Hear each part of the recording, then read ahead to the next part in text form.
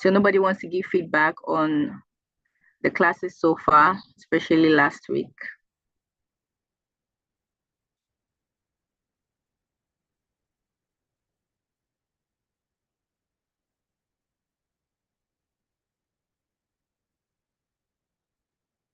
Anybody? I'm still waiting. We're not moving to the next until we get feedback. So it's in your hands.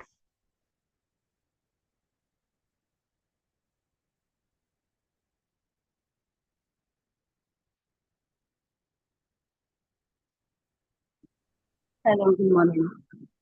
Good morning. Thank you for saving us. My name So is let us know Abimbola. your name. Okay. Hi, Abimbola. Welcome. I'm fine. Thank you so much. All right, so I attended the first and the second section, and it's been amazing so far. I've been able to learn new things, learn and unlearn, and relearn, and I've been able to recognize where the loopholes are, where I'm struggling with managing my business. And one major thing that I've been able to go get away from the classes is how important consistency is. So I've learned to always show up for my business and always take it as a priority. Consistency in what I do, in making myself visible out there, one thing that I've really learned and how I can go about.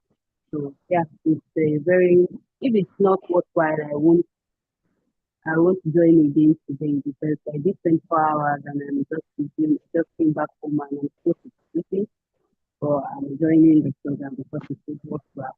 So thank you very much for the opportunity. Thank you so much, Abimbola. Thank you for that feedback. I'm so excited that you are already taking actions. Consistency is key.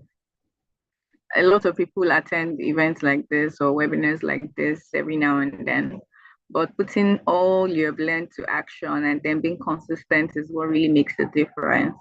And we're glad that you are, taking this and making use of it, right? Thank you so much, Abimbola, again. And thank you everyone for joining in today.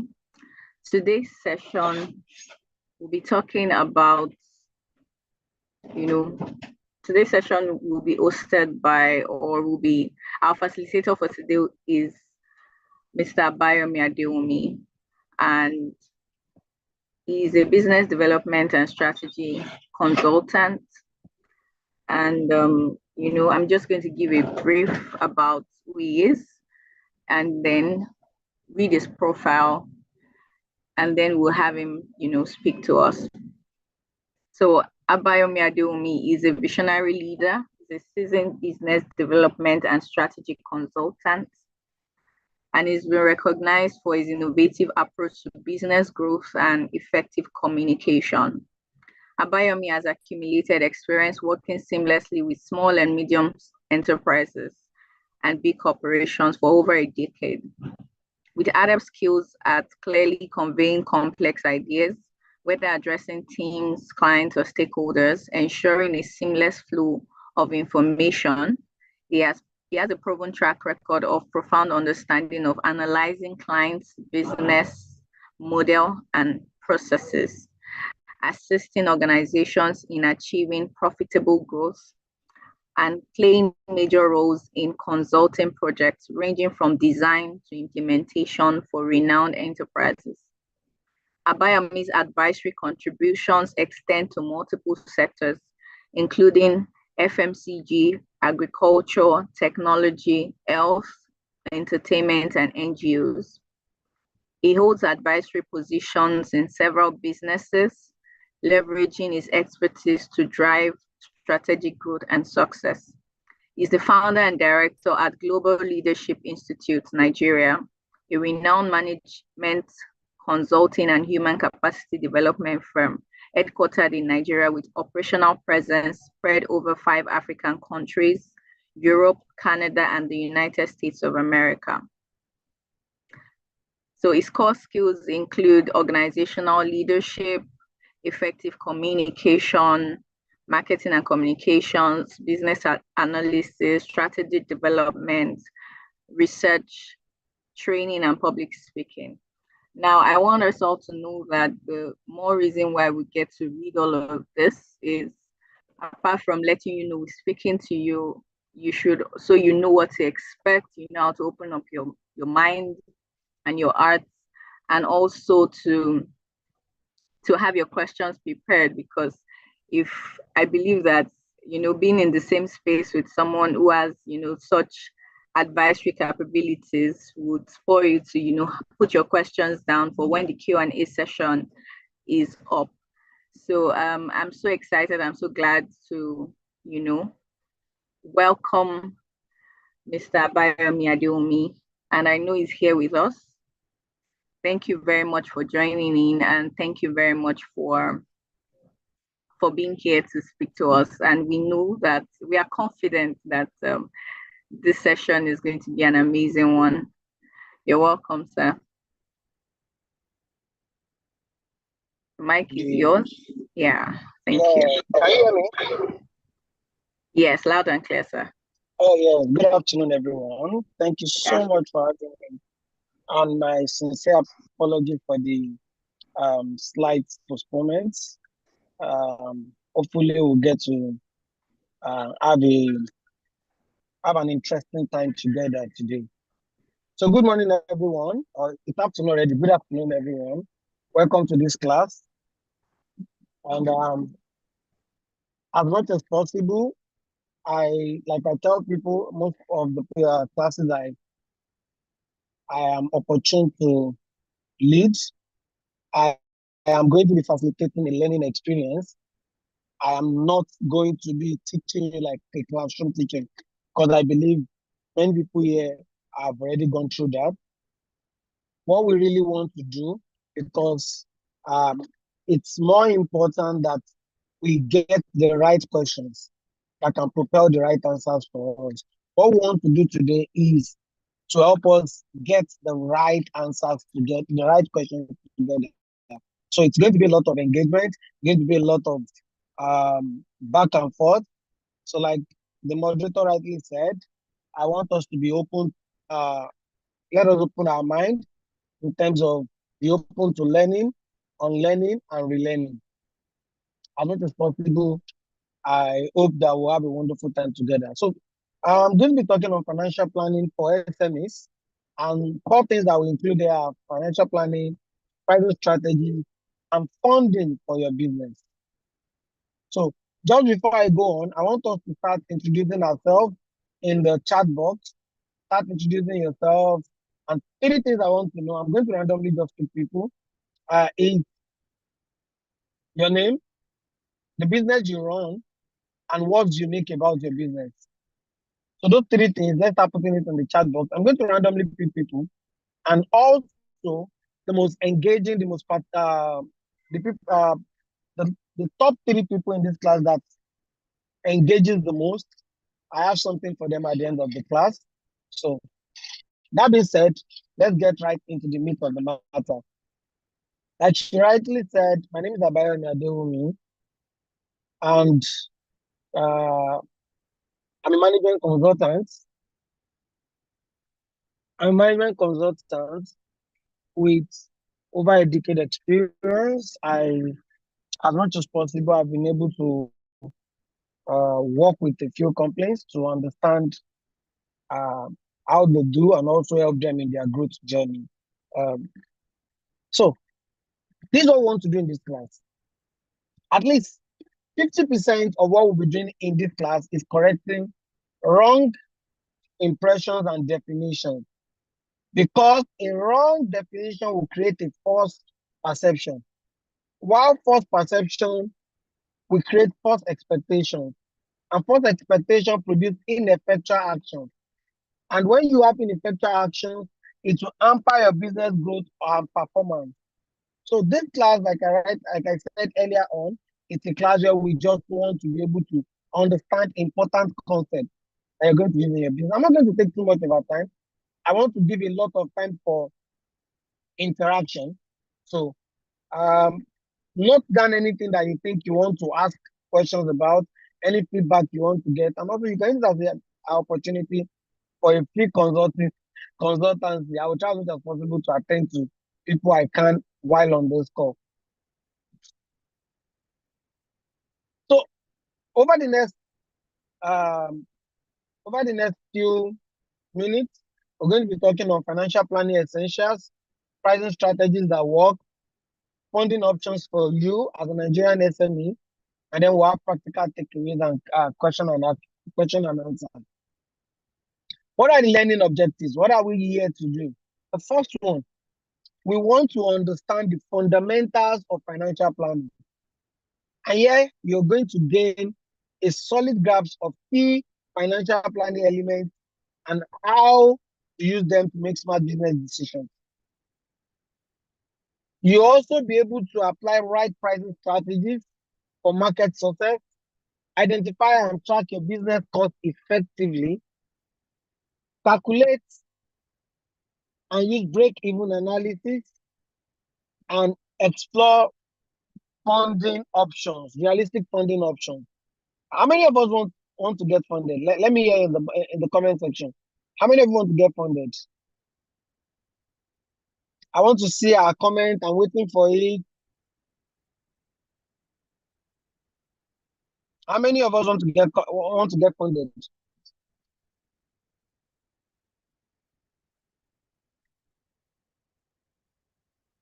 So while we're doing that, also, I would also like you to raise up your hand if you want to tell me exactly how much you need.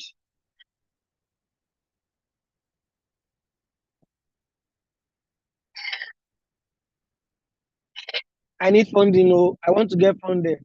Fantastic. Miriam, Abimbola, Akande, Nike. I want to get funded. I understand. So what I want to say, I want to give the floor to about two of you to tell me exactly how much you need, and what you want to use it to do. If you are confident that you have that, please signify, and I'm going to either ask for your mic to be opened.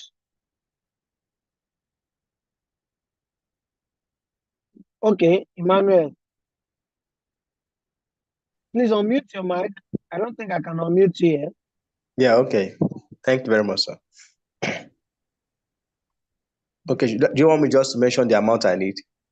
Yes, just in 1 minute, okay. 2 or 3 questions together. What do you need? Okay. What do you need it for? What do you need? Okay. What do you need it for? Okay, so I need about 4.5 million. And what I want to use it for majorly, I run a media, audio, music and audio production company. So I need about 2.2 million for publicity, that is marketing. And then I'll need the rest for operating cost. That is about 2.3. Okay, fantastic. Thank you, Emmanuel.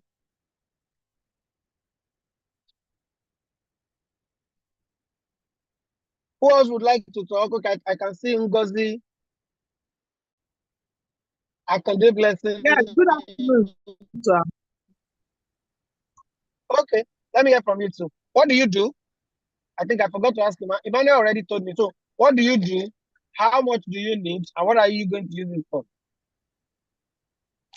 I own a business of, I sell perfumes, creams, and soaps. So I will be needing funding of 5 million naira to be able to begin both cosmetics and the perfumes as well as the creams.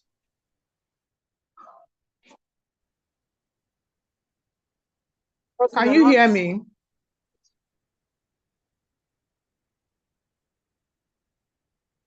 Hello. Yes, we heard you. Okay, now I can hear you. I can hear you loud and clear.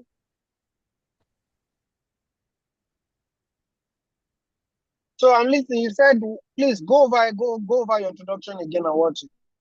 Okay, I said I will need funding of 5 million naira for my business. The business I do is I sell perfumes, creams, soap, and cosmetics.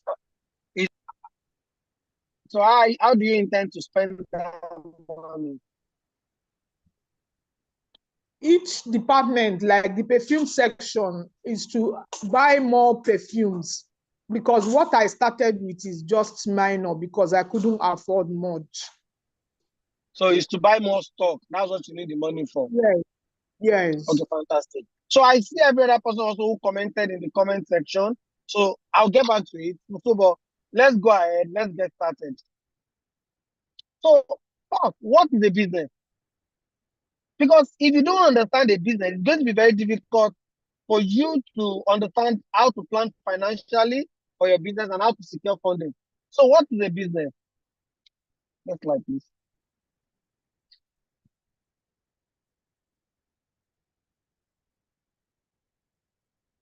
A business is a commercial, profitable enterprise that works without you. A business is what? A commercial, profitable enterprise that works without you. Somebody can jot that down in the chat box so that people that join us later can.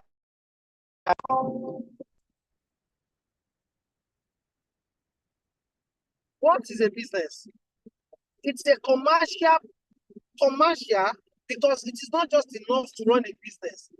The question is, are you commercial enough? Do enough people know about you? Is that need that you're trying to fulfill, is that need commercial enough? Is there enough people that have that need that justify you investing in that business? Then the second part is profitable. A commercial, profitable enterprise. It is not a business if it is not.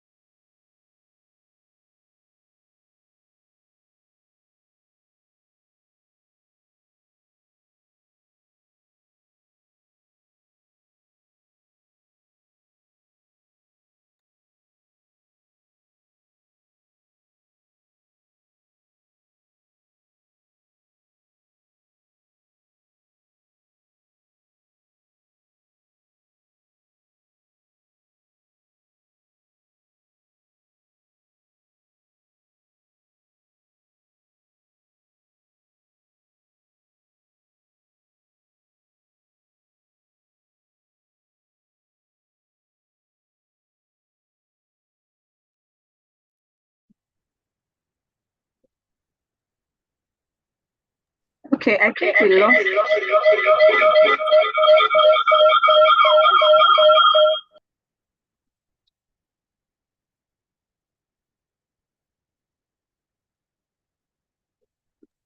So I think we lost Mr. We lost our facilitator for a bit. Let's just hold on.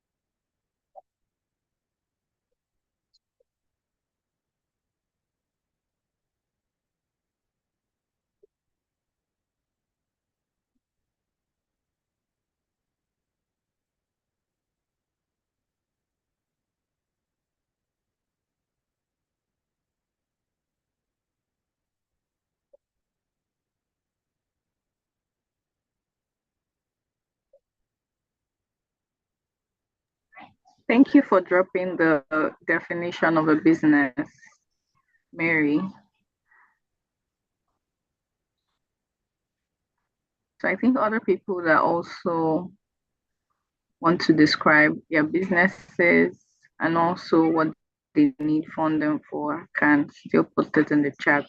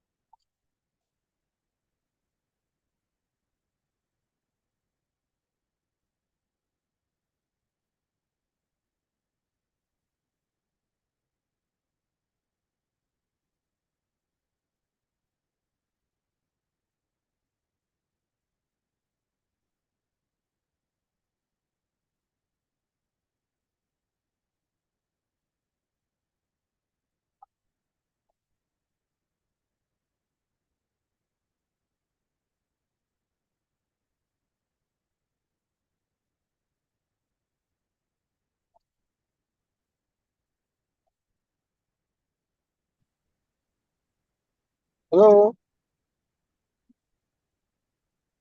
We Um, can welcome I'm back. sorry, We I can got hear you kicked out. now. Yes, I got kicked out of the meeting. I don't know whether it was my network. Yes.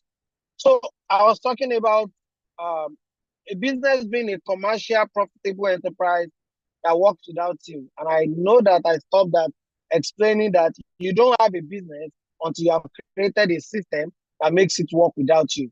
And one of the ways you can easily create systems that makes your business work without you is by adequately mastering financial planning, is by the mastery of your finances.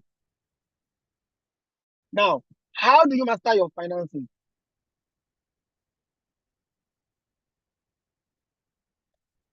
The first stage of growing any business is about making sure we deliver profitably, productively, and with enough information to make great decisions. So the first stage is mastery. And one of the important things you have to master is money. You have to master money. Your money must not master you. So you have a lot of businesses that are running, but they don't even know their numbers because business is a science. In God we trust. Every other thing bring data, and your financial data is one of the richest data source you can use to make decision for your business. The financial data is one of the richest sources for you to make good decisions for your business. And that is why there are four things you need to understand under the money mastery. We have the break-even mastery, we have profit mastery, we have the reporting mastery, and the test and measure mastery. Now, let's take it one by one. What is the break-even mastery? Okay, before I go into the break-even mastery, this is what I said earlier on, that for you need to master your money. It doesn't matter that you know everything about, you know about production. Now, because many of us are very good professionals of our business. Oh, I'm a perfumer. I know everything about perfuming. I'm a fashion designer. I know everything about fashion design. But we don't know how to handle money. So you need and not only need to know your story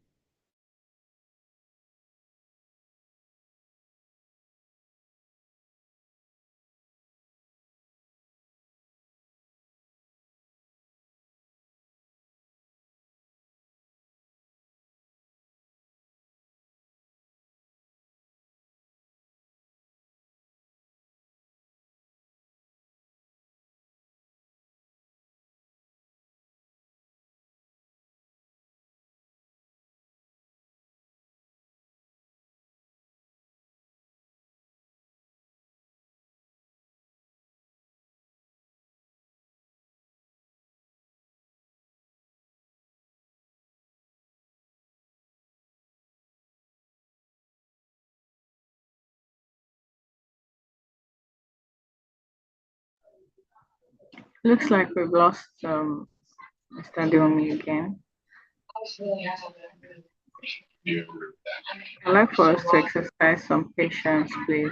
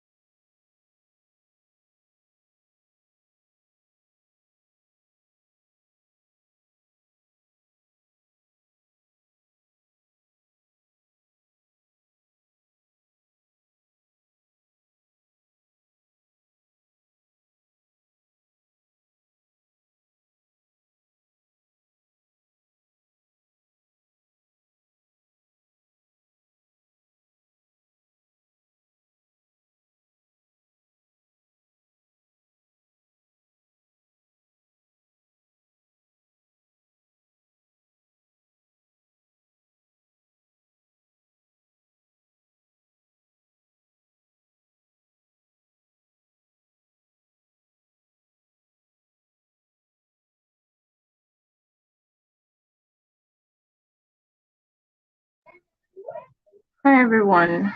Yeah, we lost Mr. Adeomi for a bit, so let's just exercise a little patience as we have him join us back. Network issues.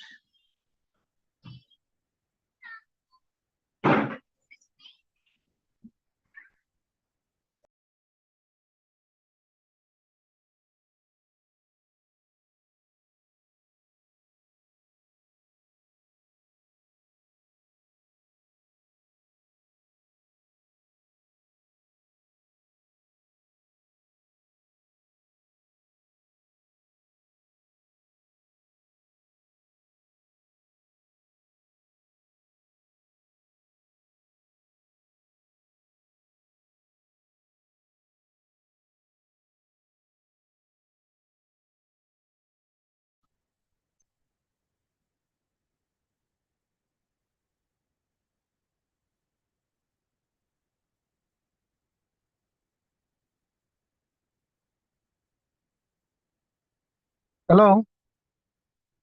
Sorry, You're can you welcome, see sir. my screen? Can you see my Yes, we screen? can, sir. I'm switching between about 3 network now. I don't understand. I'm so sorry. It's because I'm out of town. Um, I would normally be using my stronger network. So sincere apologies to everyone. If you can hear me, please, I'll respond in the chat box.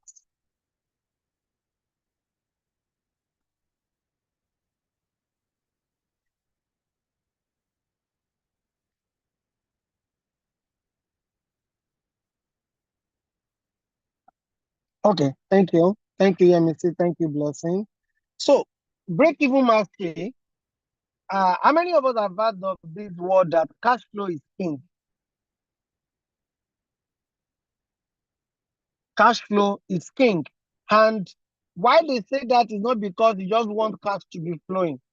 Now, it's important to understand that it doesn't matter how profitable your business is.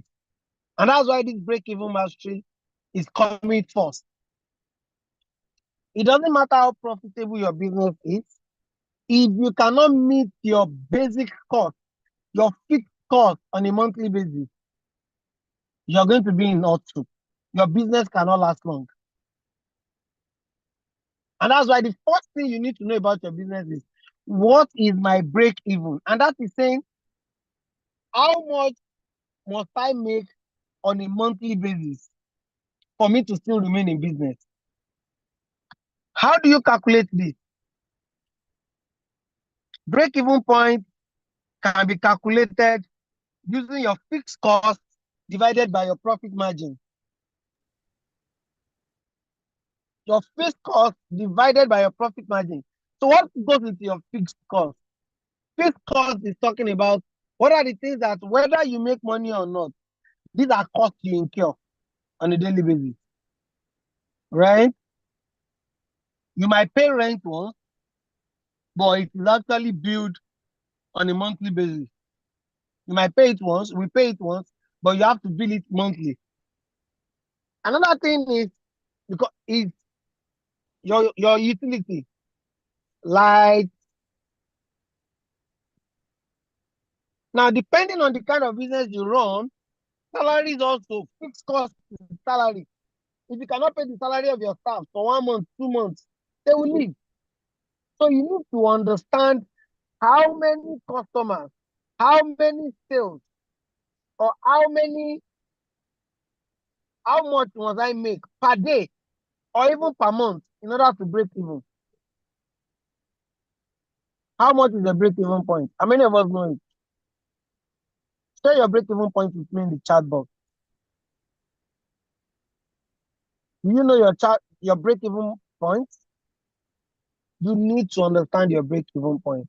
And the thing is, your break even point changes.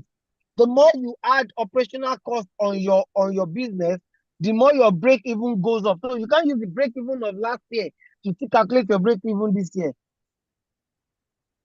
Are we following? If you are following, type break even in the comment box.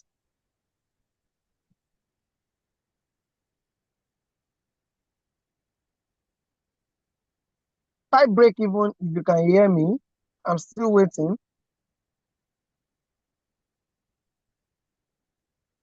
Fantastic, fantastic. Thank you so much.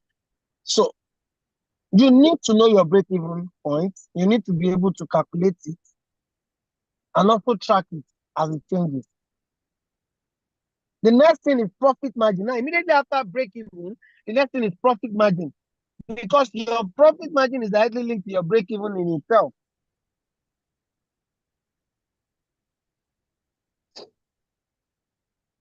And it's not enough to just say twice. A lot of people said revenue target. But I ask, what's your profit target? You need to be able to set a budget for profit for each day, week, or month, and implement strategies to get there. How much of your income from customers, how much of it is really your money? How much of it is really your money?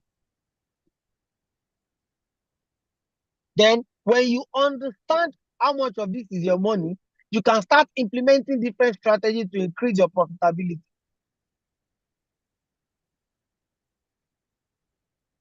You could raise prices. You could upsell. You could manage waste in your business. Okay, you know what? In order to increase my profit, my margin, my profit margin, let me reduce my cost of production or cost of service. Let me reduce it by cutting out waste, bulk purchasing, getting discounts on supplies from your suppliers.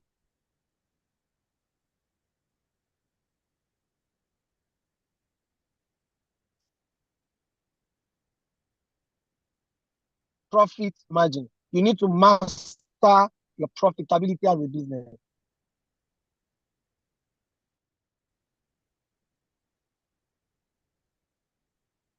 And the other thing you also need to do is you need to be able to report the numbers. You need to be able to track your numbers. Know your numbers for each day, for each month, so that you can make future decisions. I put some numbers here that you should be tracking in your business, depending on the kind of business you do. What's ATV? ATV means average transaction value. Average transaction value. If you have gone to any of the hospitality industry, usually that's like restaurants, or you've gone to ice cream shops, or pizza. Let's use pizza, for example. You go in to buy pizza. The next thing, the person selling that pizza to you will ask you a question usually. Would you like me to add a side? Do you know why they are doing that? The idea is, I want to be able to take more money from my customer, which is, I want to be able to increase my wallet here other than the market share. You're not chasing market share. It is, I want to ensure my customers spend more with me per time that they come to my store, or per time that they patronize me. If 10 people patronize you in a day, you sell different things, different products, and 10 people patronize you in a day, and 10 of them spend 100,000 naira with you. Now, in total, the total value of what you got from them is 100,000. It doesn't matter that somebody spent 12,000, somebody spent 50,000, somebody spent 7,000, but the total money you collected is 100,000, and you have 10 transactions that happened that day. 10 transactions. Now, your after value is calculated by that, saying that let's divide the total revenue for that day by the number of transactions, which means average transaction value for that day is 10,000 naira. So the question for you as a business owner will be, how do I get my customer to spend more with me? And that's why when you go to the likes of ShopRite, to the likes of any of these supermarkets, they will put things at the till box where you're going to pay, so that you can just pick one or two things and add to what you're paying out. The idea is to increase your average transaction value. Understand your ATV. The next thing you want to understand is your NOT, number of transactions. Number of transactions is tracking how well does your customer return back to purchase from you. Typically, Ngozi said she sells perfume. If this was a physical class, we would have sat down together and I would have asked you some questions on, do you track how often your customer buys from you? Now, before we even get there, do you even have your customer database? Because it is when you have your customer database, you can track, oh, Mr. Lagbaja bought from me 2 months ago. He came back now. How can I get Mr. Lagbaja to come back twice in 2 months rather than once in 2 months? That's the number of transactions. It's saying you are picking a period of time and you are calculating how often your customers return back. Or as a product manager, you're building this for the staff, you're building testimonials, you're building all of this. Please let us Let us mute our mic. Okay, thank you. Number of transactions. Another number that you need to master is conversion rate. Now, because I could go ahead to start teaching you, we start talking about do your account, do this and everything. But I wanted you to understand.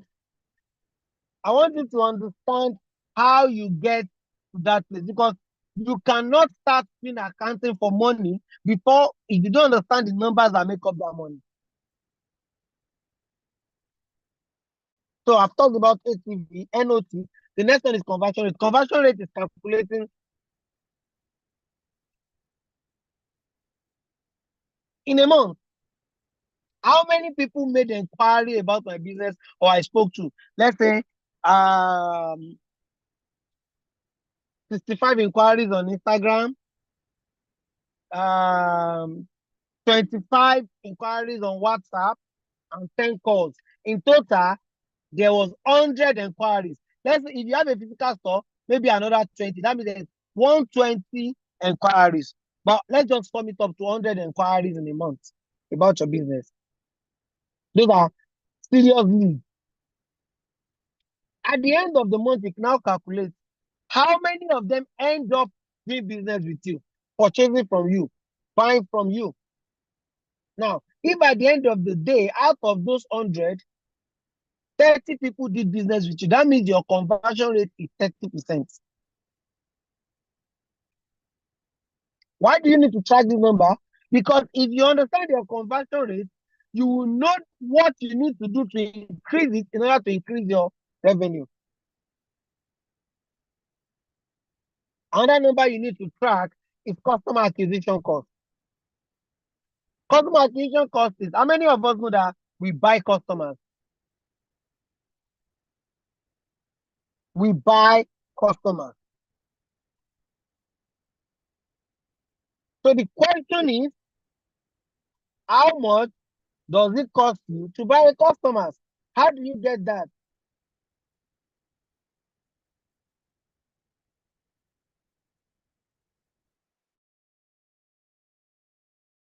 That will give you how much averagely it costs. How much averagely it costs to service, to acquire those customers. And you now need to now know, okay, what strategies can I do to drive this customer acquisition costs down? Also, in relation to it is what we are called CLV, customer lifetime value. All of you that you attend to customers and you don't attend to them properly, no proper customer service, this is where it comes in. It's not enough for a customer to just buy from you once. Typically, you've not made your money from that customer because it costs you something to get them in. CLV is talking about how long does customer last with you. So I sell perfume. Typically, I met a client, I'm able to sell to somebody today. Typically, in how many months or years time do they usually just disappear, whether through anything or anything, they are not around again, or they don't buy from you again? You need to track your customer lifetime value.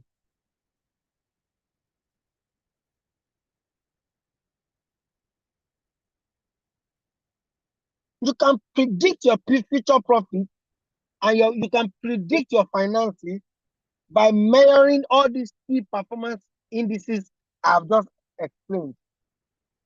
Then you can project into the future to know what's working and what is not working. Now, while we are talking about that, this is just an addendum. You need to master delivery. Consistency is more important than brilliance. I sell the best quality in the market. That's fantastic. But if you are not consistently tracking your numbers, you are going to find yourself in a big pile of big issues. First, stop any leaks in your business. And I'm going to talk about that later on. Because there's no use filling a top if the plug is left out.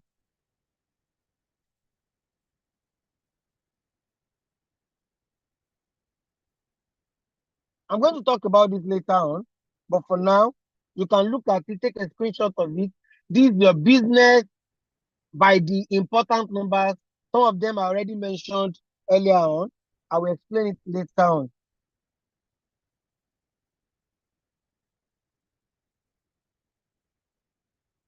So, what are the key elements of a financial plan?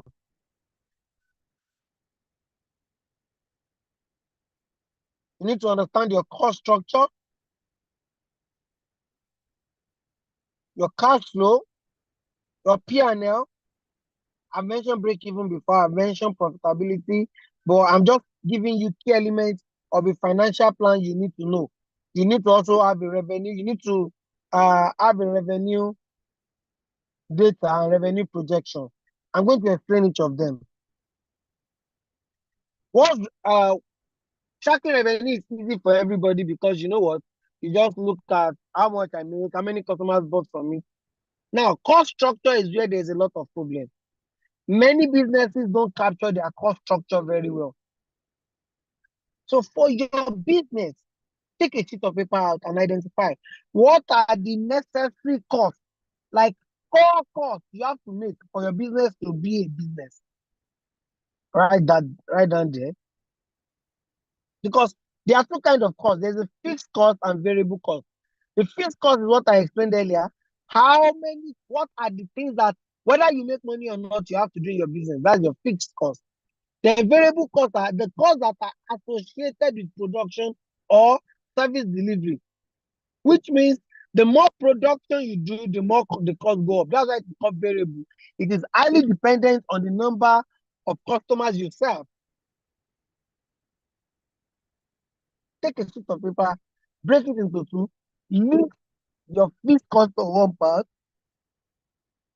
and list your revenue projections on your variable cost on one part. Now, in creating, when you are done with this, you can now be able to calculate your break-even point of your business. You need to be able to calculate the break-even point of your business. I already gave you the formula the other time. Break-even point break-even point equals your total revenue divided by your fixed cost rather divided by your profit margin. Now, whether you are using an accounting tool or you have an accountant working with you, the most important two things they need to produce for you every month is what we call a profit and loss statement and a cash flow forecast. A P&L basically breaks down your business in such a way that first, it identifies your revenue, identify the cost directly linked to that service or goods. And from that, you have your margin. Then from there, it now deducts every operational cost from that margin, whether in a month. And when it deducts all the operational costs, what you now have is an operational margin, or what you call net profit, before you now start removing tax and every other thing. But you need a profit and loss statement and you need a cash flow statement. And it is very key that you get them to explain it to you. How do you run?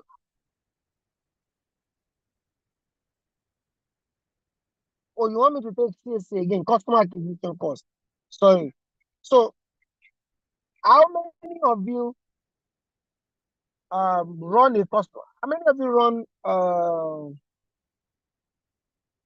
many of you use an accounting tool right now? Or how do you handle your business account right now? How do you handle your business account right now? Type it in the chat box.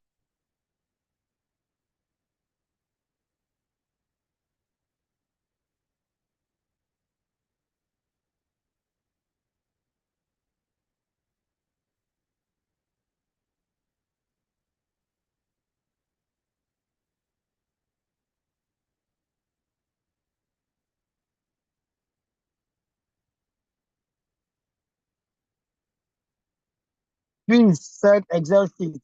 I want others too to join us, please. How do you handle accounting in your business right now?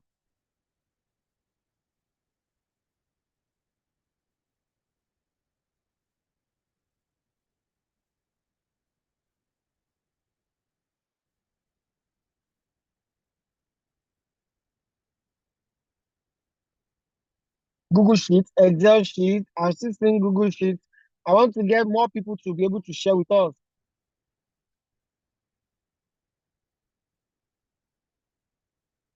Okay, Google Sheet, Excel spreadsheet, fantastic. So I'm going to share some ways you can track um your finances, and some of them, or most of them, can also generate this statement for you. The only problem is many of them might not be able to explain it to you. So these are some of the financial tools you can use: Google Sheet or Microsoft Excel, Wave Accounting, QuickBooks, Sage, and there are a lot of local ones too, but these are the ones that came to my mind: Bumper and Number. And then there are others, means there are so many tools out there. In fact, some of them are free. But beyond just using this tool, I'm still going to advise you to get a financial accountant and probably have an agreement with them for them to just come once in a month. They will look at your financial tool that you use, your digital tool that you use, and then extract all the data on it, do um do an audit to ensure that everything is properly done, and then they will analyze it for you and give you the analysis. In this age and time, I don't think anybody should still be doing the accounting. In fact, Excel sheet for me is still a bit outdated, because Excel sheet will not generate some things for you. You need to use a tool, a digital tool, such that it can help you. You can have a view of how your business is doing over a period. You can have different things to use in it. So let us all transition to a digital tool as soon as possible to help you keep an hand on your accounting, on your finances. So that will lead me also to the second part of this class, which is, what's your pricing strategy? Now, I've seen people that run promos because other people are running promo. And then you see businesses that they are always running promo.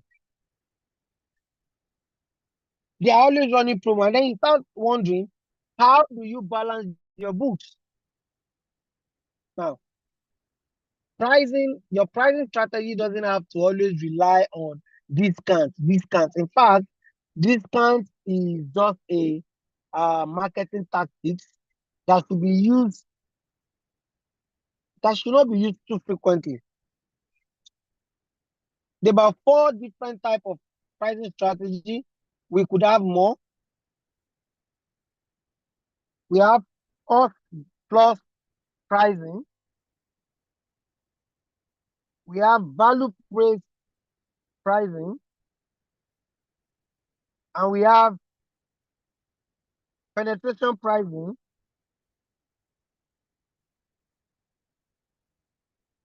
We have penetration pricing, and then psychological pricing. For cost plus pricing, this is a pricing strategy when you, as a business or company, you calculate the total cost of producing your product, and then you add the markup and determine the selling price. And typically, the markup is always percentage. That, okay, it cost me 10,000 naira to make this. I want to make a 25% profit on it. That means 25% of 10,000 will be 2,500. I will add it to the 10,000. That will give you my selling price.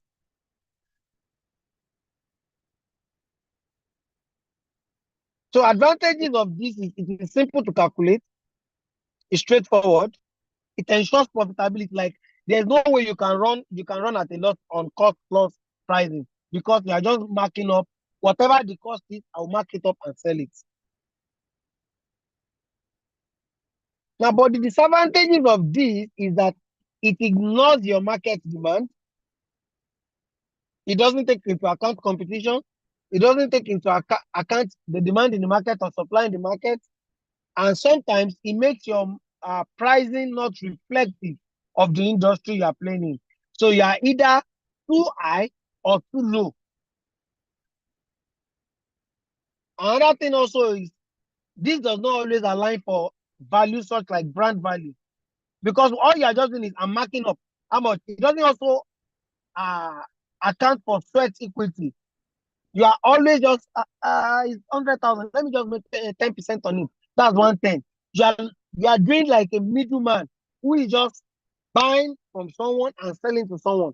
And that's why this kind of project, this kind of strategy is usually good for a commodity product.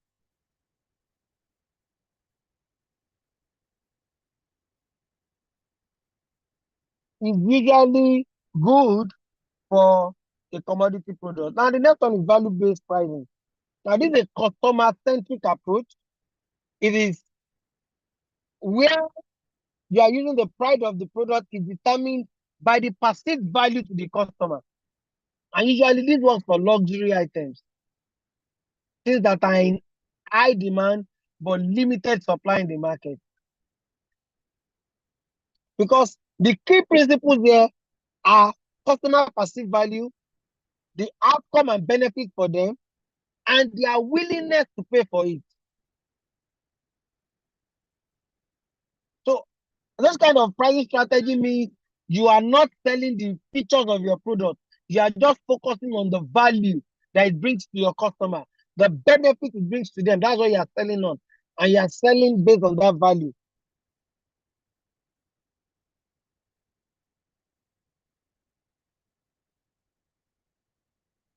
So now, advantages of this is it captures value, it differentiates product, because that means you're not just like everybody on the market. Oh, so if you come to us to consult for you, we don't just advise you, we do A and B and C for you.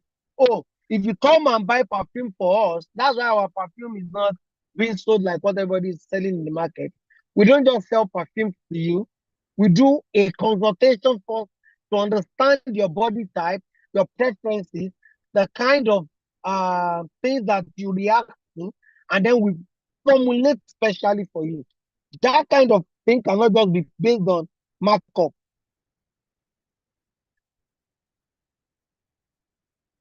So, and that's why, like I said, you can only use this for unique products, high value solution, and businesses that really don't focus on what they sell. It's more of the experience they offer. Are we following?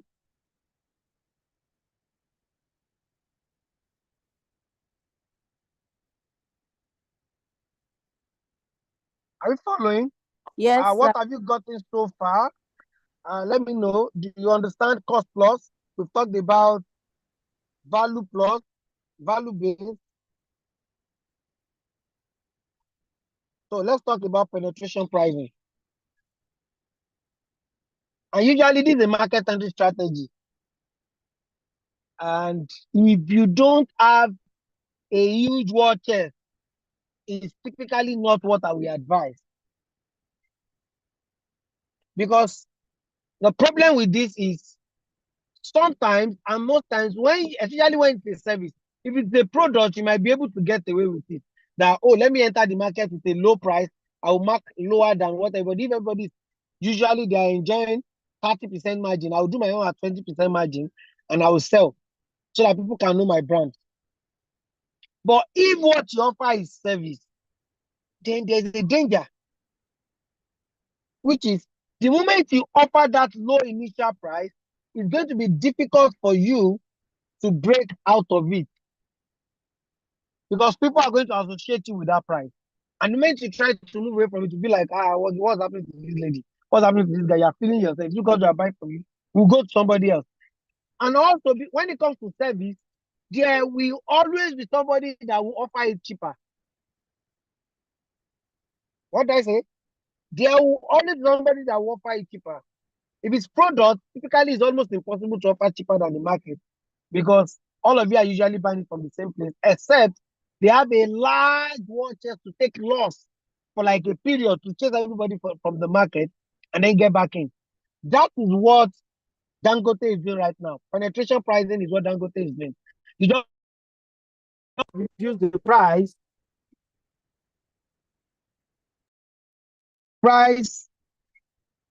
to 800 naira. Tomorrow it has reduced to, because it's fighting to chase away the importers from the market. But it can do this because he has a huge water, which is, I don't mind just breaking even. I don't want to make money, but I want to chase everybody away so that later on I can now start using a cost plus pricing model. Are we together?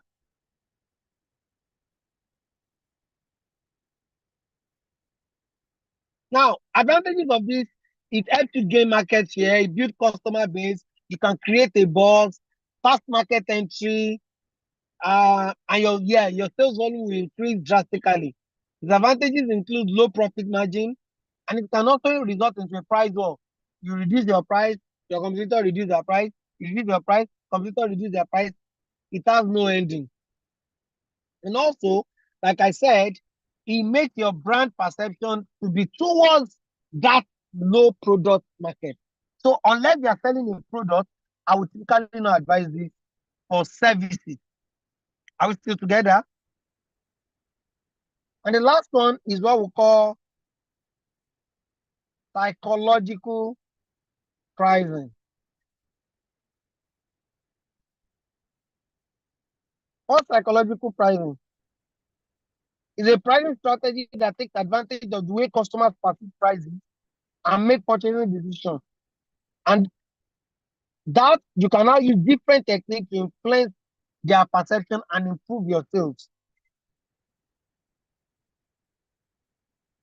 If you have gone on website before and you see this cost 999,000.99, the idea is just a psychology, is more of a marketing gimmick, marketing tactics. Another one that they can use there, because psychological pricing, so many things under it. We have the charm pricing, we have prestige pricing, we have anchoring, we have price framing. Anchoring usually is what you do by using higher prices as a reference to make other prices appear smaller. So I want you to buy a product that is 5 naira, but I know that you typically, Starbucks does this, in which they have a small cup, a medium cup, and a large cup. You see, most times, what they sell most is usually the large cup, because the price difference between the medium and the large is so small that you would think you are wasting your money. What they want to sell typically is the small and large, but that medium pricing is to give you an idea that you see now there's more value if you go for this. Another thing is price framing, which is instead of saying, oh, this thing is going, especially this is used for subscription. Instead of saying this is going to cost you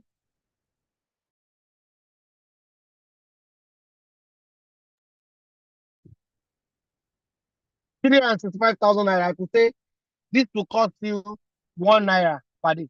Or something that will cost you, maybe a subscription that will cost you 300,000 naira per year. Instead of saying, subscribe to this, it costs you 300,000 naira, their pricing model could say, this costs less than 1 naira per day. This costs less than 1 naira per day. So at the end of the day, customers could find it manipulative, and also they might find it like you're not transparent. Typically, retail companies, if what you do is more of retail and e-commerce, you can use this. Another one I didn't talk about is prestige pricing, which is setting high prices to convey luxury. That's what everybody in Nigeria does now. Especially most people in the fashion industry and real estate. Anything, luxury set, luxury apartment. And then they will take the price so high. Now, it's not just about calling it luxury. It must actually exude that luxury. So let's be mindful on that when we're using our pricing strategy.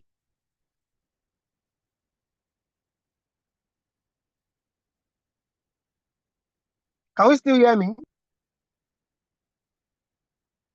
Yes.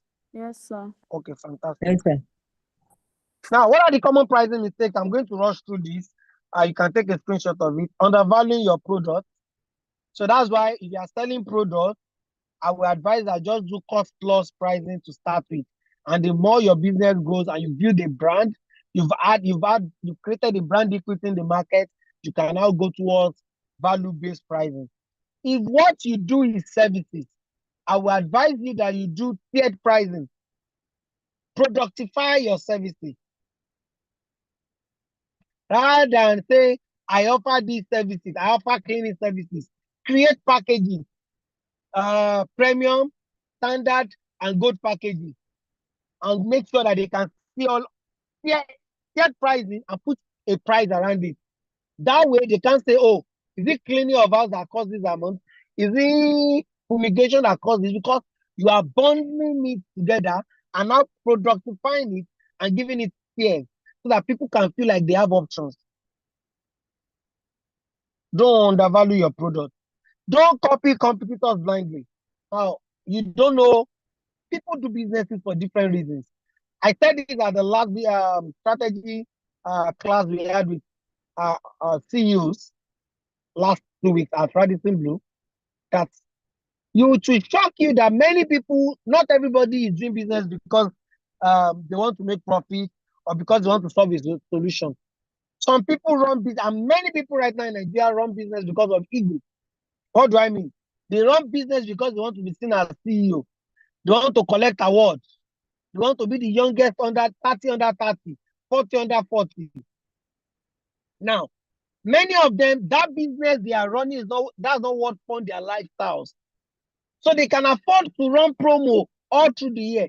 They can afford to go. The first thing they want to open a boutique, and the first thing they want to go and rent a big shop on Admiralty Way at Ikoyi to start with.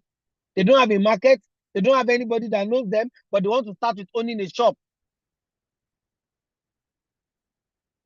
Don't copy competitors blindly. Hey, thank you very much. Don't ignore your indirect cost. That's your fixed cost. Don't ignore it.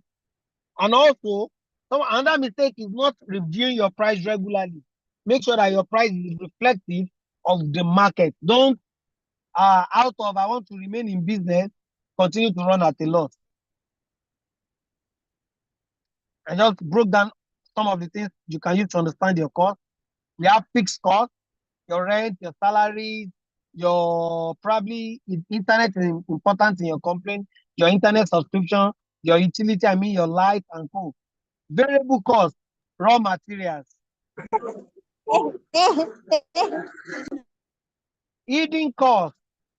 If you are using machinery, you're using anything in your shares, your furniture in the office, your laptop at home, wherever you're working from, your repairs, your logistics, and some costs that will come, even though they are not regular, but they come.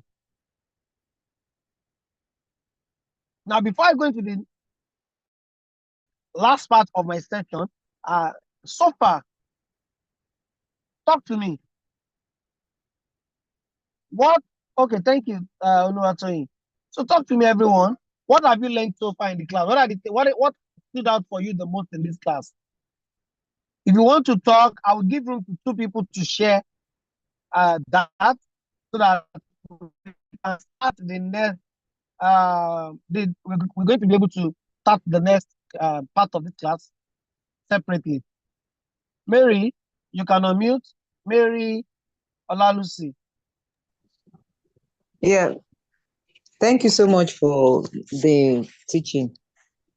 I learned a lot, but especially this is a common pricing mistake, undervaluing your product and then copying competitors and then not reviewing your price just because you don't want to, you want to still remain in the market, even though you are running at a loss.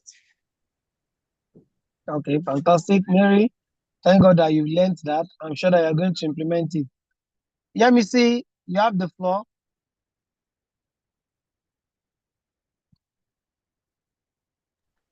Hello, sir. Good afternoon. Good afternoon. Thank you so much. So I really learned a lot, but the one thing that stands out for me is copying competitors blindly. Like you said, that some persons don't go into businesses for actually profit purpose. Some of them just do it because they are egocentric. So for me, that really stands out because, like you said, some of them don't, if their business don't even fund their lifestyle. So like we small business enterprises, we are always on the lookout of, you have to copy the bigger people, to be able to get to that point. So a lot of times we don't see the hidden things that is not even visible to us. Then I also learned about cost structure, how to identify my fixed costs, my cost variables, and also the profit and loss statements, how to be able to understand when I'm making losses in my business and also am I really making profits. So these are the things I've really learned. Thank you so much. Okay, thank you. Yeah, me see. I don't think any other person wants to share with us.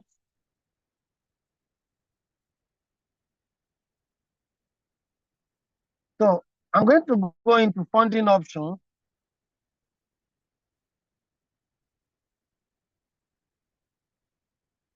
Funding options for SMEs, for Nigerian SMEs. This is not an exhaustive list. It's just typically like a structure. Many people start their business with their personal savings, family and friends, cooperatives and microfinance banks. I know that when I was growing up, our parents usually use cooperatives a lot. I think the the cooperatives are not that rampant again, but they used to be a very good source of being able to fund your business or fund whatever you want to do. Microfinance bank could also be a good funding option. There are so many microfinance banks out there that have different financial packages that you can leverage on. Grant, you have so many grants. One of them is Tony Elumelu Foundation, and then you can also give out equity to investors. Now, what do investors look out for? Because it is not just okay to say, oh, I'm not seeing funding. Nobody is funding me. Nobody is going to fund your confusion. If you are not clear on the kind of business you run, you don't track your numbers, you cannot adequately tell them that if you give me 1 million naira, I will be able to expand my production line from 100 monthly to 150 monthly. And that would take my profitability from 25% to 28%. And based on that, my revenue is going to surge by 25%. You must be able to give these numbers. Numbers tell a story. And one way investors will know you know what you are doing is a clear business model. I don't know, moderator. I think I saw that there was a class of business model and business planning. Has that been done? Yes, sir, last week. Fantastic. Which means you already understand what a business model is. And that you have to be clear on the kind of business model you run, not just a confused individual. Today, you are doing delivery. Tomorrow, no, come and buy from me. Next tomorrow, no refund. Next day after, you are just all over the place. What kind of business model do you run? You have to have a clean financial record. How many of us have a corporate account? Register your business, open a corporate account. Now, don't just open one corporate account. Open 3 corporate accounts. What do I say? 3 corporate accounts. What are they for? The first one is revenue account. This is where all your inflow comes into. And that account, you want to keep it as clean as possible. You don't want to have data expenses on that place. Traveling to Lokoja on that money. No. That account should be just majorly inflow. Now, how do you get your expenses? Not create another account. From your revenue account, at the beginning of the month, what is your fixed cost? What your production cost? You bring it out from your revenue account, put it in expenses account, another corporate account you open. It can be within the same bank or different banks. That account is now where you can have the ATM of it, or you can have the mobile app for it, in which you can now start sending money for everything you need to buy in the business. Then you now have a third account, which means at the end of every month, you remove your cost, you remove your operation money, your fixed cost, your variable cost, your profit that is remaining. Before you top it, you have to save a percentage of it. That account is your savings and investment account. You transfer that money into that account. So any opportunity, and that account is where you can now invest. How many of you know your business can invest?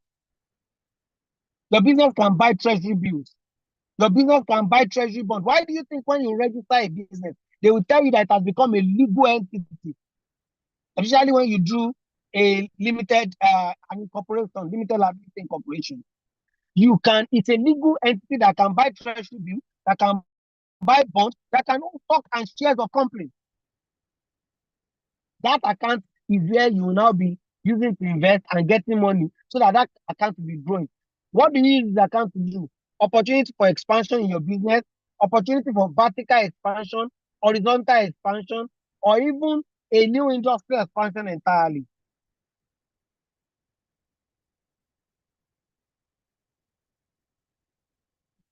Are we still here? The next one is market potential. No investor wants to invest their money in a market that there is no market, it's not commercial. So you need to show them the market potential and see, I have 1,000, I can only fulfill 100. It's because I don't have enough capital. See, this is last month. We serviced 100 people. We have 100 more people reach out to us that we told that they have to wait till next month. And lastly, every investor is looking out for a committed team, because if you have a committed team, if you have a good structured business that has the right people in it, I know that even when the business faces issues, there are people in place that can tweak the strategy, adapt their tactics, and get it to work. You want to get funded, have a clear business model, a clear financial record, a clear market potential, rightly stated out, and a fully functional business system that has committed people in it.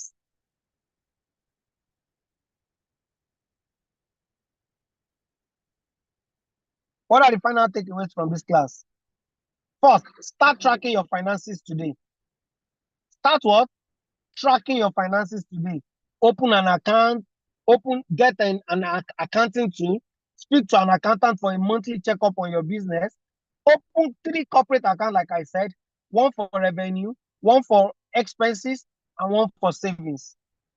Explore funding as a growth tool. Start being intentional about funding. Speak to funding experts to help you. Okay, what are the funding options I have? How can I explore it? Lastly, always review your numbers. Always do what? Review your numbers.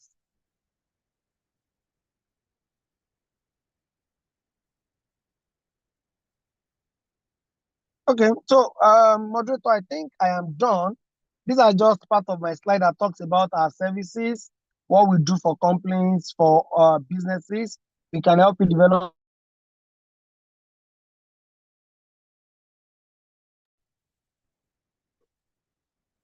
in branding your company and putting it properly so that you can speak rightly to people you want to talk to, your company profile, build your brand, and put structures in place. Thank you so much. I'll take questions. I'll leave the moderator to Andrew putting the questions together now. Thank you very, very much, Mr. Bayomi. This was an insightful session, even for me, myself. And there are a lot of things you have said that can even apply to my personal life, my 9 to 5, even apart from being a business person. Let me find.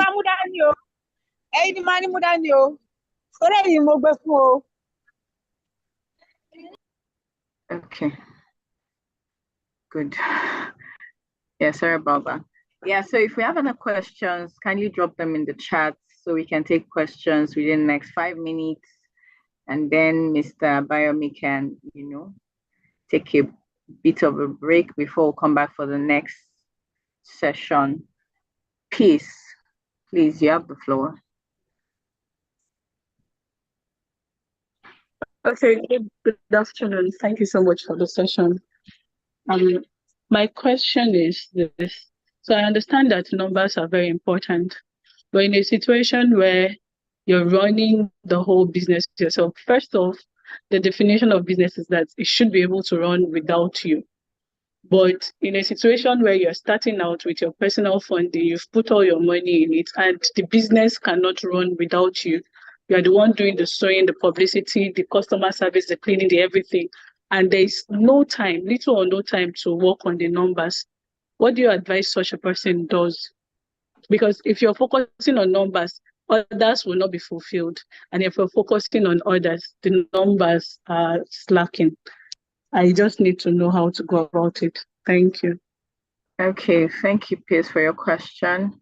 I would leave Mr. Bayomi to answer that, even though he has talked about, hiring someone to do the numbers, especially if you're not so good at it. But I'll leave him to also buttress on that. And from what you said, I figure you're a fashion designer because you talked about sewing. Kindly confirm, please. Oh, yes, please. Okay, great. So I'll leave Mr. Bayomi to answer that. While we wait for him, I think there's another question in the group chat. Yeah, So, Mrs. says, quick one. okay. So, quick one. There's no. So, one of the things you have to understand as an entrepreneur is the moment you said, I want to be an entrepreneur, you said, I want to be a problem solver. So, you have to do both together. And that's why I said, explore digital tools. You don't have to sit down and be taking pen and paper or Excel sheet. Digitize your accounting process. Get an accountant in to help you with it. And yes, you started with your money. Over time, you can make your business is your business. It is your brand. One of the things you can start doing is this: determine every month and okay, how many percentage of my money, of this business money, do I want to take as my own money? Because at the end of the day, that is all. That is all that you have to do. So I don't know if that answers your questions, but basically that's it. Well, not quite. So I understand the numbers. I can handle the numbers. But the problem here is that the there is no funding to get somebody to do the sewing, right? To do the running around. So I'm focused on strategizing and taking the business to the next level. That is the issue.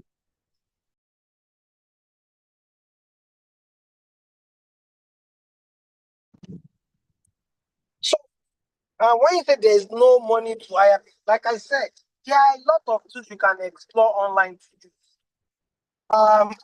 You are doing the sewing right now. It's still a one-man business. There's no money, but there are tools that you can use that is free. Like I don't know if Bumper is free, but I know Bumper helps you calculate. It helps you create a accounting record. And if analyzing the data is an issue, at the end of the day, you still have to speak to people that are already data like an accountant. Say, I don't want you to come and work in my business. Just come once at the end of the month. Come and look at the books and let me know what I'm doing well and what I'm not doing well. So you do that consistently before you can start hiring people. So it's a process that you have to continue doing over time. Yourself first, and then gradually, when the demand grows, you can now start say, oh, somebody else can come and join, somebody else can join me. So it's a process. We are not saying you have to do everything right now and now. We are saying you just need to put things in place to ensure that you can do all these things later on. All right, thank you. Okay, great. So that means we just have to put the structures in place, knowing fully well that this is what your business should do, or this is what you should be doing for your business in the long run. So we also have Yemisi in the chat that says, for sites like Bumper, sometimes it's so hard to get customers to use the website. Please, how do we navigate this? A customer wants to buy from you. They've come to your WhatsApp, I understand.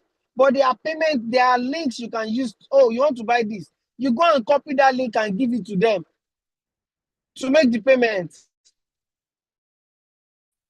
It is not for, see, at the end of the day, customers are going to respond to what you make them do. Take an example of my own. I run a consulting firm, and sometimes people come to my personal page, not my company page, and they're asking me for pricing of services that require us to sit down with people and explain things to them. They want me to give them the price, but we have a process. So the first thing is, do you have a sales process as a business owner? Do you have a sales process? Okay, once my customer coming, this is what I want them to do. 1, 2, 3, 4, 5, 6. Create that sales process and make them follow it. It might be hard. Some people might hard. No, I don't want to send the money out. Sorry, it's so we can serve you better. It's so we can track your order. It's so we can be more effective for you. You have to push.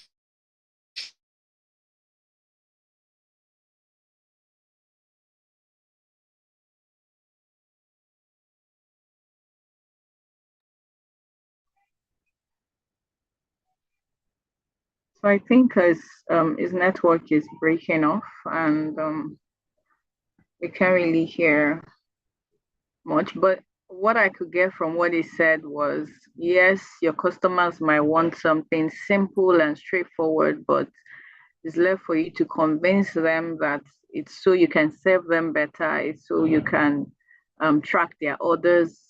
Yemisi, did you get that?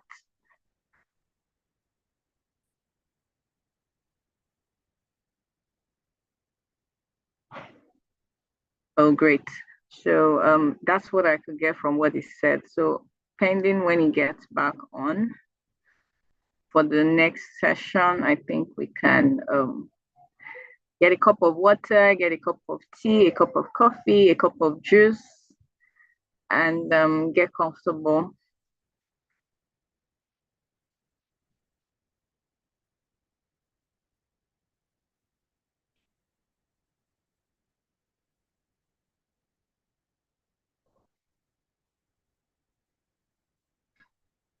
Yes, the session is being recorded and you can get the replay link afterwards.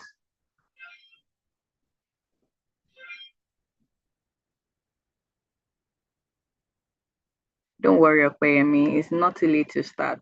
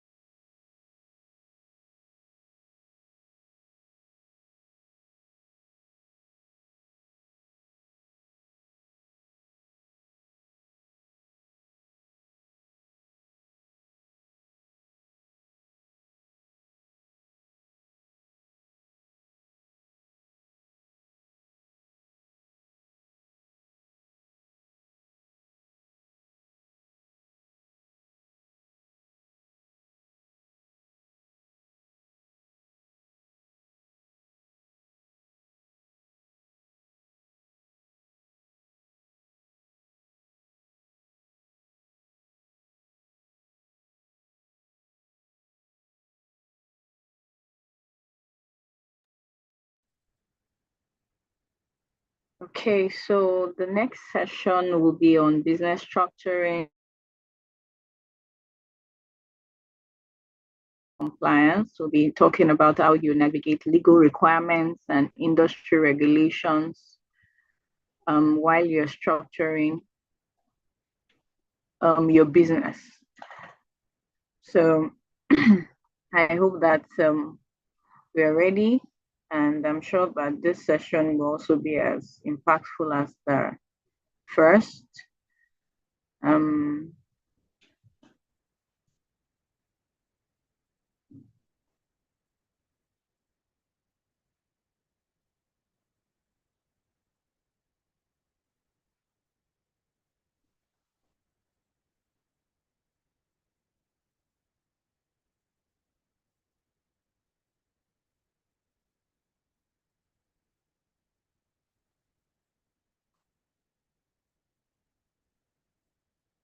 Meanwhile, this session ends, this whole program ends with a business and career fair. I'm sure a lot of us know about that already, on May 10th. And that will be a physical event at Avesta's Bagada campus. So we're expecting that everybody that's been through this program will be available and will show up there, because that's like the grand finale, where we'll have a business fair and a career fair where you get to learn a lot of things, get to speak to, mentors on some, ask questions that are really relevant to your business. And also, there are a lot of things lined up for that day. Look out for the information. And then we would also have some people pitch their businesses to win grants. And I'm sure that it's something a lot of us would like to be a part of. So look out for the information and the details in your WhatsApp group. If you're not on the WhatsApp group, I'll be sending it to the chat right now. So please join in so you don't miss out on any further information.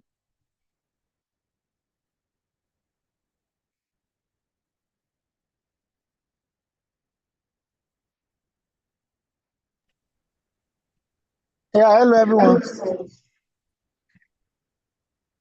So, can I go ahead? Yes, please. Okay, so sorry, I do not have slide for this section.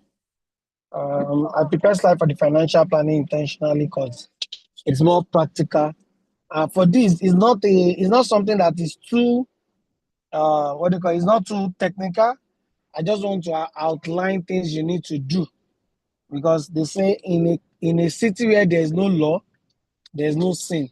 But in a city where there is law, there is sin. And when there is sin, there's punishment, there's repercussion. So,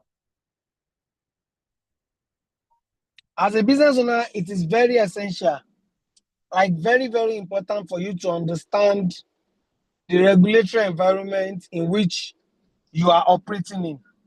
And this is to ensure compliance and avoid unnecessary penalties. Now, in this training, I'm going to talk on key regulations and key things that affect you as a business owner in Nigeria. Now, I might not be able to drill it down by state, because typically I've covered what is here, except some little things like that each state have, depending on the state, like parking permits, as if you own a physical store and things like that. Now, the first thing you have to do as a business owner is, if you are operating as a business in Nigeria without the necessary registration with federal government, what you are doing is an illegal operation, according to the updated CAMA for 2020. That's the rules and the law that backs the setting up of business in Nigeria. Now, the Corporate Affairs Commission, CAC, is the body that is saddled with the responsibility to help you register your business. And there are different kinds of business registration you can do. We have the business name, we have limited liability, we have the incorporated by trustee, and we have the limited by guarantee. Now, for the benefit of this class, I'm assuming most of us are running profitable enterprise. That means it is either you're registered as a business name or incorporated as a limited liability. What are the differences? If you register as a business name, the only thing you are telling the government is, oh, see, I'm running a business, so it's in my name, but this is the name of the business. So essentially, you are the business is you. There's no distinction. If the business run into debt and they want to charge the business, you are the business name. On the other hand, limited liability means that now I want to start a business and I want to register it as a legal entity different from myself. Just like you have a name, you have a NIN with government that I am human, I am somebody. You say, I want to register my business to be somebody.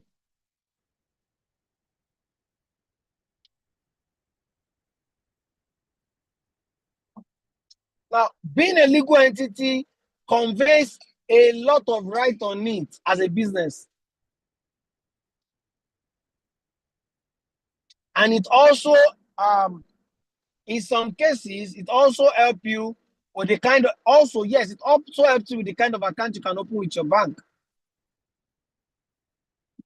So, it's important that you need to set up that for your business. If you have not done it before, if you have not done it and you're running your business, this is a good time to do it. Anything apart from that means you are running an illegal operations in Nigeria. So what are the benefits of registration? It provides legitimacy, tax benefits, and also access to government contract. Yes, that's it also. You cannot, I cringe when I see some businesses on Instagram and you try to patronize them and they send you account and it's their personal account. Apart from the benefits of this self, is even the unwritten benefit, which is that people will trust you better. There are some kind of business contract you cannot get from some companies. If you are not registered, most companies will not even take you serious. And you won't also be able to even access government contracts, international bids, and things like that. So in order for you to register for this, contact your lawyer or anybody that is a CAC agent, or you can just go on CAC website, cac.gov.ng, and register yourself. The process has really gotten better than in the previous years. I think it's something you can easily start by yourself and end. Typically, what will be requested from you are the names you want to use,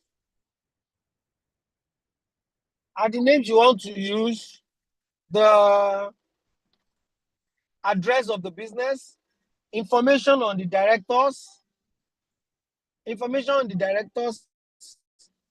and every other thing that they will request from you.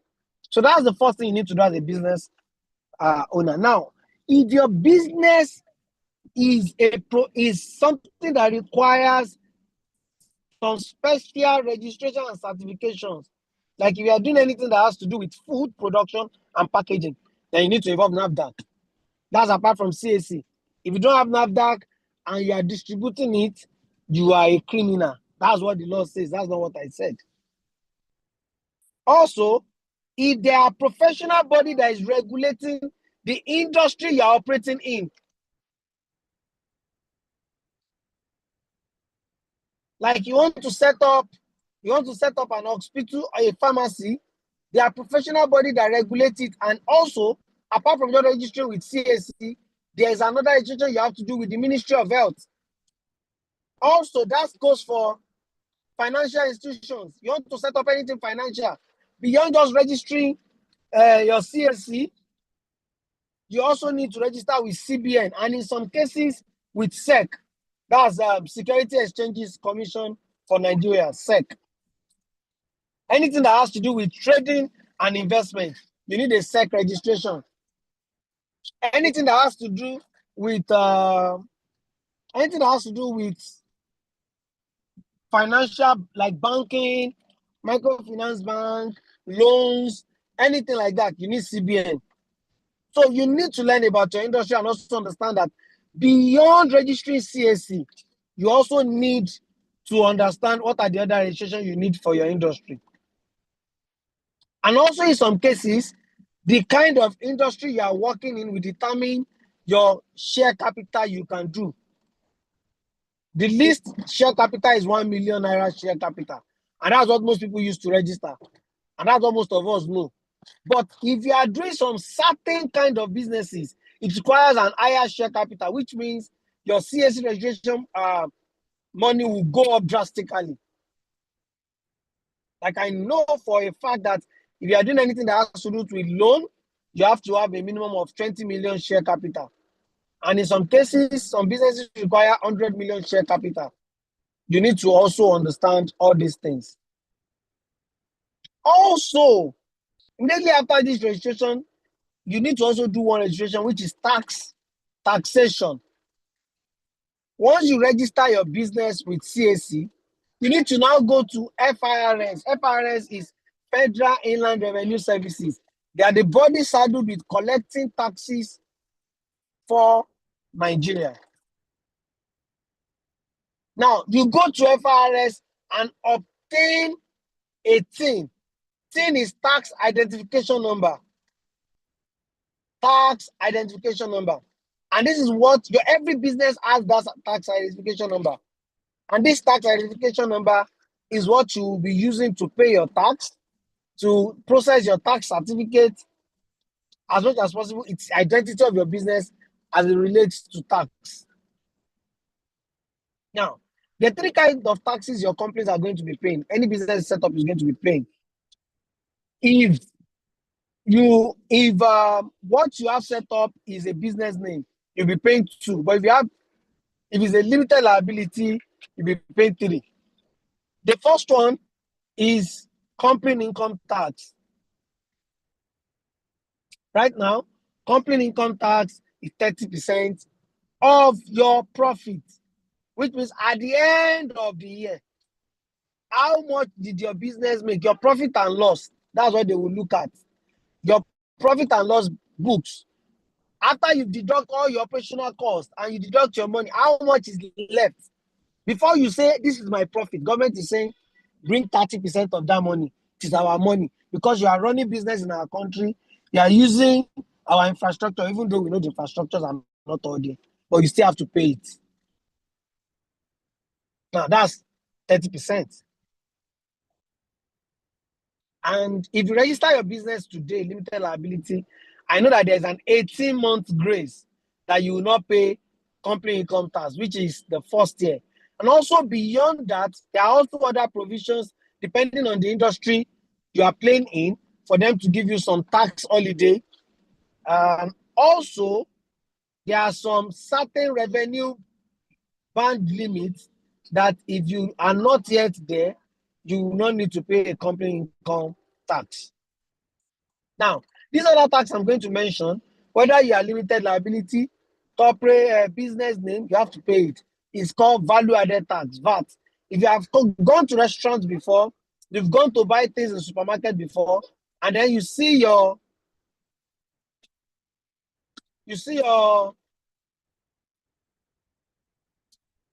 what they call it, you see your bill, and you're going to see your breakdown, and you see tax in it, VAT, value-added tax, which is, they are helping the government. Your business will help the government to collect VAT from your customers. Now you need to talk to your tax expert, your accountant, to help you now understand which of your product or if your service or product is tax exempt. Because there are some products and services that are tax exempt. Now, I can't go into details of that because I'm not a tax expert. Also, it's so big and wide that it's better to do it on a case by case basis that, oh, I do this. Okay, let's check the tax code. Oh, this is tax free. That means you don't need to collect VAT. Now, if you don't collect VAT from your customers from this thing, that means whatever price you are setting, government is going to assume that you have collected VAT on their behalf. That's why some companies will tell you, some restaurants will tell you that whatever you are eating here is exclusive of tax, exclusive of VAT, which is whenever you are done eating, we'll still now charge VAT on it so that it is clear to the government that this is our own money, this is your own money. But in some cases, some businesses are factored in together, and that's also one thing that leads us back into your price setting. If you are setting your price, if you want it to be VAT inclusive, that, oh, I'm selling shoes, will I not be telling people to buy shoe for 20,000 then pay VAT separately? Okay, you know what? I'm going to include my VAT into it. And VAT is 7.5%. So if my shoe is 20%, 20,000, supposed to be 20,000, and my VAT is 7.5%, that would be about around less than 2,000. That means instead of 20,000, I'll be selling that shoe for 22,000. I don't need to break it down to my customers, but I'm the one that know that after my margin I want to make on this product, I've accounted for VAT that is going to government. And VAT is remitted monthly. It's remitted monthly, usually. So you're going to collect everything you have collected for the government and pay it to them. VAT. So that's something to understand about VAT. The other one is pay as you earn. Payee. And this is typically owned by the states. So if your business is in Lagos State, that means you'll be paying your payee to LIRS. That's Lagos Inland Revenue Services. If it's on your state, you do the same. If it's Ogun State, you pay to Ogun State. If it is in Rivers, you pay to Rivers State. Now, payee is calculated on the salary of the people you are paying. Now, typically, it's not for all business. I know that if your businesses, I'm not sure for Lagos State, I know it differs from state to state, but there is a minimum number of staff you need to have to start paying it. But speak to an expert, a tax expert about it, consult them to understand your own state requirement and your state tax code and law so that you can properly tune to it. Are we still here? Can you still hear me?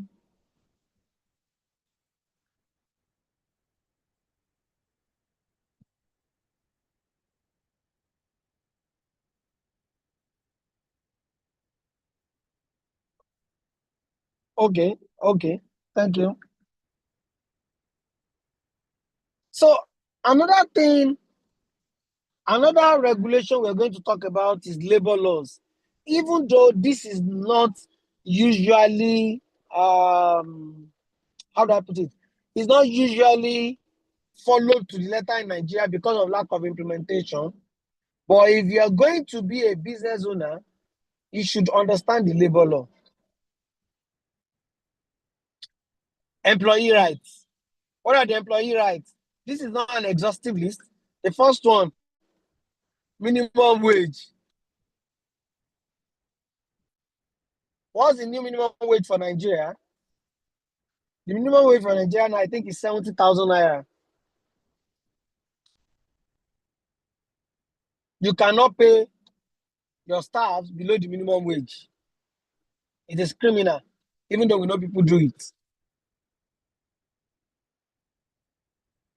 Another one is working bonus. They're entitled to, but if you see the breakdown of salary, and as I said, for this one also, you might need an HR expert to draft your pay slip so that if you want to give your staff 200,000 naira, don't just be transferring 200,000 naira to their account. Let there be a breakdown. Basic, there's a standard for everything. Basic is 50,000. Your accommodation bonus must be so percentage of the basic. Transportation bonus allowance must be a percentage of this. This is what an HR expert will draft for you. Your pay slip. It doesn't matter if what you are paying them is 150,000, 250,000, 100,000. Let it be broken down on the basis of that.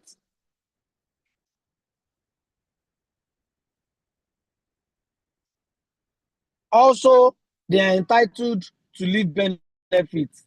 They're entitled to leave benefits. That means leave bonus. Especially if you have confirmed them.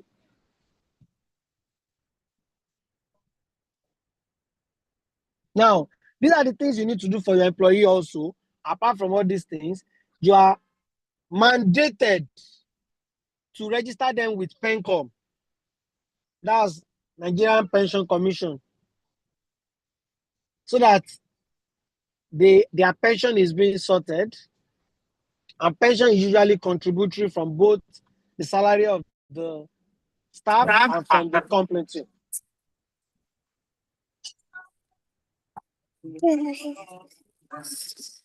Please, somebody is unmuted there.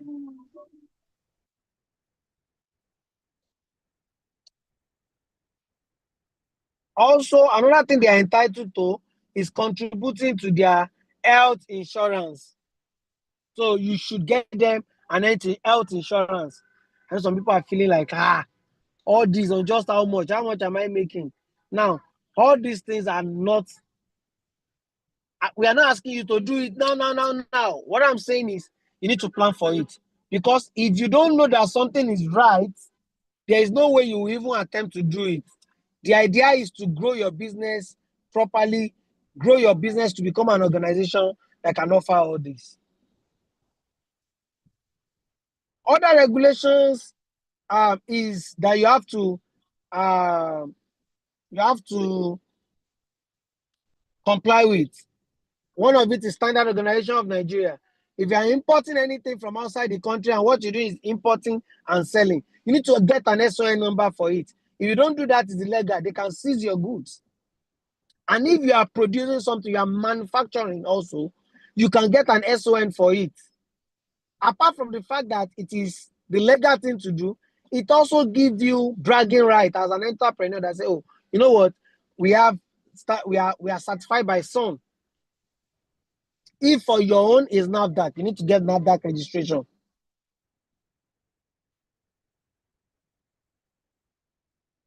You must also comply with consumer protection laws, which means proper labeling of your product, being clear, don't deceive them. What they bought versus what the other versus what they got. Proper labeling and complying with advertising regulations. How many of you know that you are in the new ACON is Advertising Regulation Commission of Nigeria. In the new ACON regulation, you are supposed to approve your meta ads copy with ACON. You are supposed to approve it. Now, ignorance is not an excuse in law court. Ignorance is not what? It's not an excuse. I'm not saying you should do it, but understand. And they will wait for you until you get big before they come for you. They might not come for you now. A lot of people have been getting their request to go and pay fine. So comply with advertising regulations, the kind of things you can expose, the kind of advertising materials you must use, and don't promise what you are not selling in the means of, oh, it's marketing.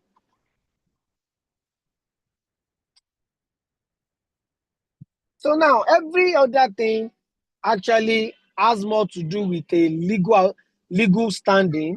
You want to set up a business with a partner. These are personal to you. you must get a contract, a partnership agreement.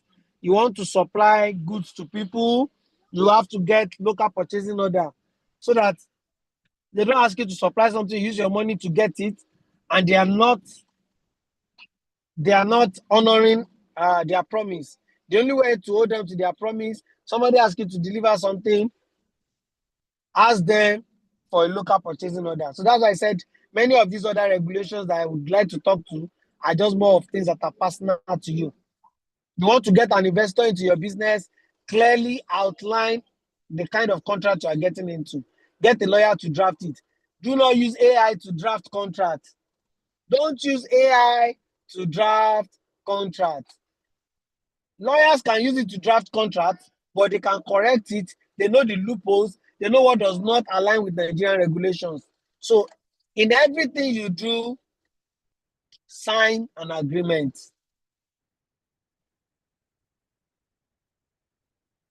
So I think that's the most of it on business regulations.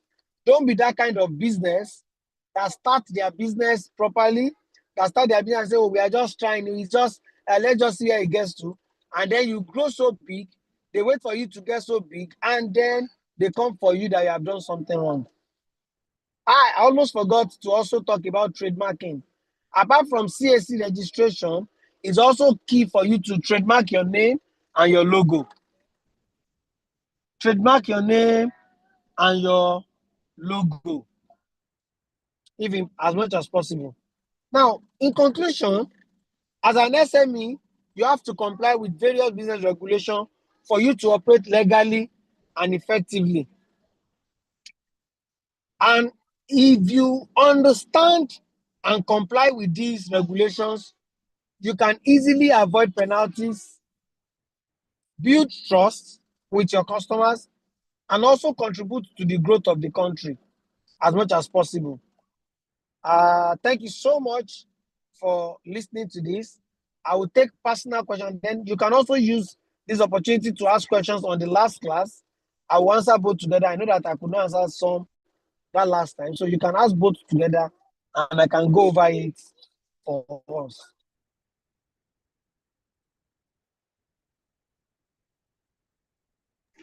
Thank you very much, Mr. Bayomi.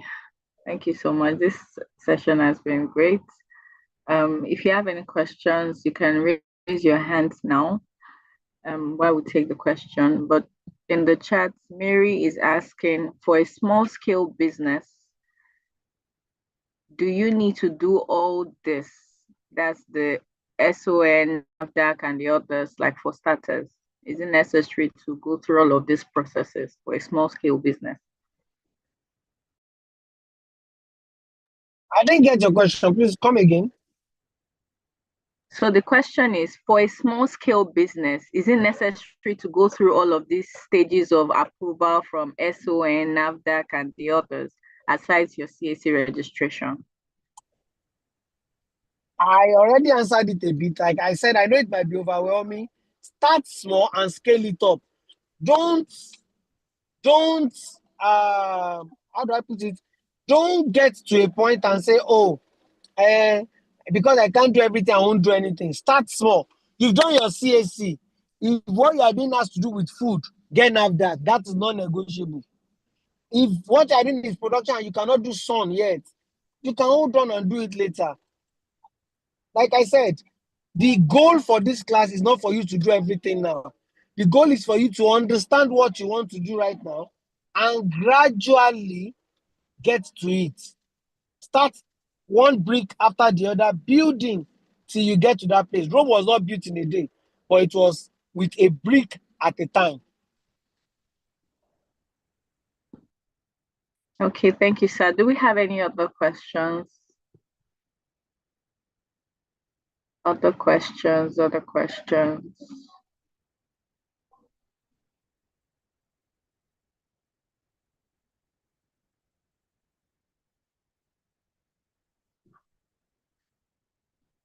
Any other questions? We have the attendance form and the feedback form in the chat. I know it's easier to fill in your attendance and leave the feedback, but please, we need your feedback to make this program much better for us going forward. So we always, always, always need your feedback. Please fill in the feedback form and the attendance.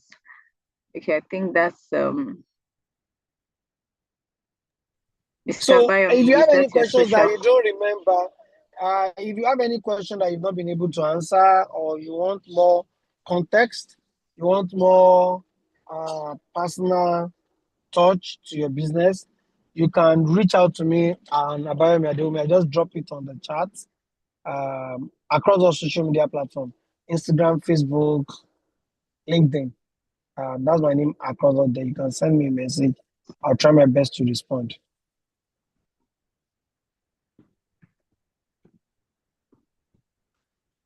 All right. Thank you so much. In the absence of any question, is it okay to probably just I hand over to the moderator and let me know what to do next? Thank Yes, you, sir. thank you so much, sir. Thank you for your time. We know you're out of station, and this was a lot for you, but you still delivered, and we're super grateful for that. Thank you so much. We look forward to having you when next we call.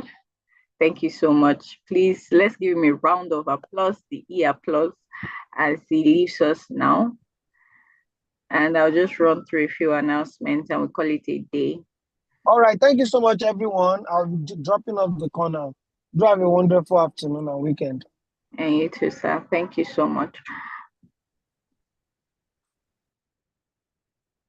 Yes, so his handle is in the chat at Abayomi Adeomi on Instagram, LinkedIn, Facebook. You can do well to connect with him or ask questions as you please. Just let him know you're from the Recalibrate session. Thank you very much for your time. So in the course of the week, we'll call for your pitch decks, and the pitch decks we'll be sending a template as to what we need, because we don't want some people sending in 20 pages or 50 pages. We're going to give you a template to use. So you're going to tell us a bit about your business, and then we'll pick the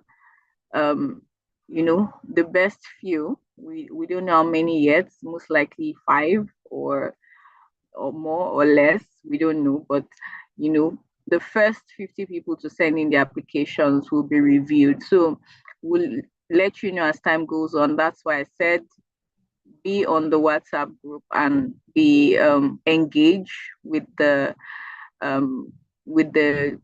information being sent. It won't cost much to react to the messages. So please do that.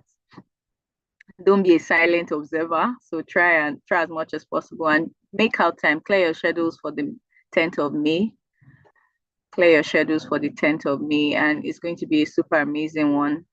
Also, next week's class is the final class, and because Avestas, we are having a meeting with our the leaders are having a meeting with the pastor. We'll be shifting the time to 4 p.m. It's just one session that will teach us how to pitch our businesses, or pitch our businesses to investors. So the time will be moved to 4 p.m.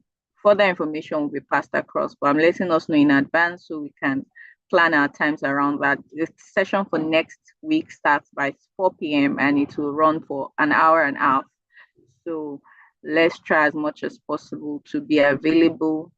And also, foundation course at Avestas is coming up on the 28th. If you're interested, reach out and register. So I think that'll be it. Does anybody have any questions whatsoever? Anything you want to say? Any comments before we call it a day?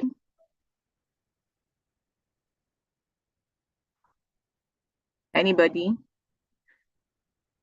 So finally, we are planning a mentorship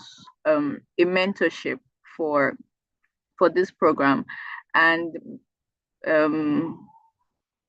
participants will be putting their mentors groups this week. So when you see the link on the WhatsApp group, please join your respective group. So if whatever industry you are in, there'll be a mentor for you.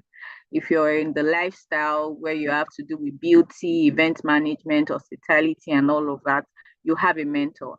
And you'll be in a WhatsApp group where you can speak to someone about problems or challenges you're facing that are peculiar to your industry or to your business. So we're going to have that run for about, say, 2-3 weeks.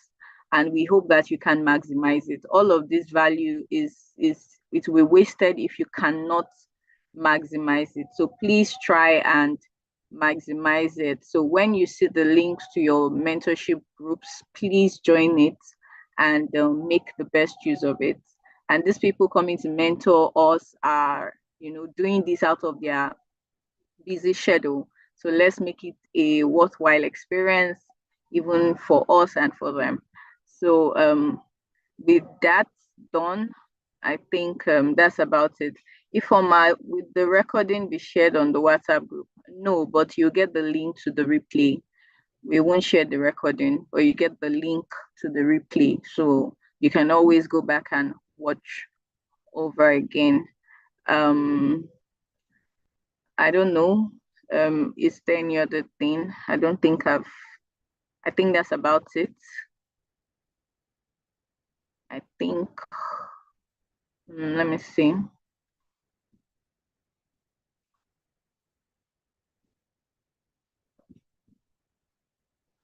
So that's about it. Thank you very much for today's session. Thank you for joining in.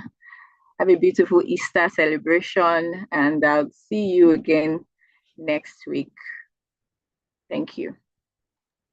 Thank you. Bye. Bye. Bye. Thank you. You're welcome. Thank you very much.